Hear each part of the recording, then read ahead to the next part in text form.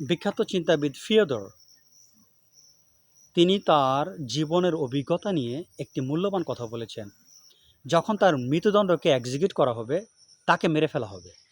ঠিক এই death penalty execute করার 2-3 মিনিট আগে একজন লোক আসলো দৌড়ে, বললেন না, তাকে হত্যা করা যাবে না, সর্বোচ্চ পর্যায় থেকে নিষেধাজ্ঞা দেওয়া হচ্ছে তাকে হত্যা করা।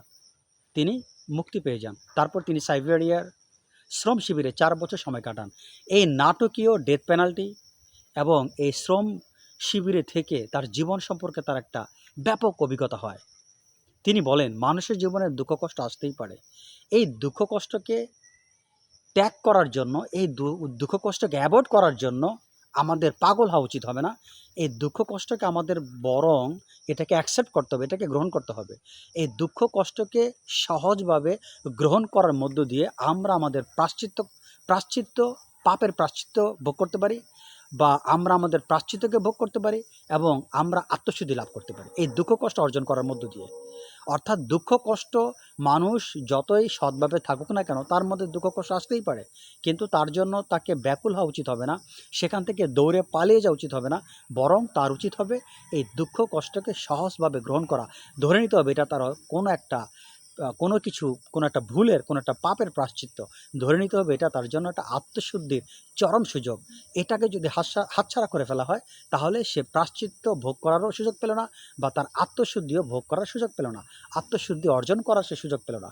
তার মানে এই আমাদের এই পার্থিব জগতে দুঃখ কষ্টের বাইরে কোনো কিছু নেই। আমি কষ্ট করে ভিডিও করছি, দেখেন এই জঙ্গলের মধ্যে কিন্তু মশা কামড়াচ্ছে।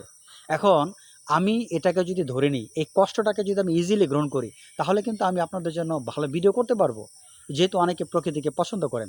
এখন যদি আমি এটাকে সহ্য করতে না পারি, আমি আপনাদেরকে ভালো ভালো ভিডিও উপস্থাপন করতে পারবো না। নীরব জায়গায় কত সুন্দর পরিবেশে আমি আসছি।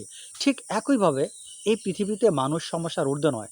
তার মানে এটা নয় সমস্যা থেকে মানুষ পালিয়ে যাবে, সেটাকে সহজে গ্রহণ করতে হবে। এটা হবে কি, তার আত্মশুদ্ধি অর্জন করার একটা উপায়, এবং তার অভ্যন্তরীণ, তার আত্মার ভিতরে যে সুপ্ত শক্তি আছে, এই সুপ্ত শক্তিটাকে জাগ্রত করা সবচেয়ে বেস্ট ওয়ে। আত্মার মধ্যে সুপ্ত শক্তি থাকে। এই সুপ্ত শক্তি জাগে একমাত্র তখনই যখন আপনি নানান প্রতিকূলতার মধ্য দিয়ে একটার পর একটা প্রতিকূলতাকে যখন আপনি সঠিকভাবে ওভারকাম করতে পারছেন মহান আল্লাহ তাআলার উপর ভরসা করে, তখনই আপনার আত্মার ভিতরে থাকা শক্তি 100 মান 100 সেটি প্রকাশিত হবে। আশা করি মোটিভেশনাল স্পিচটি বুঝতে পেরেছেন।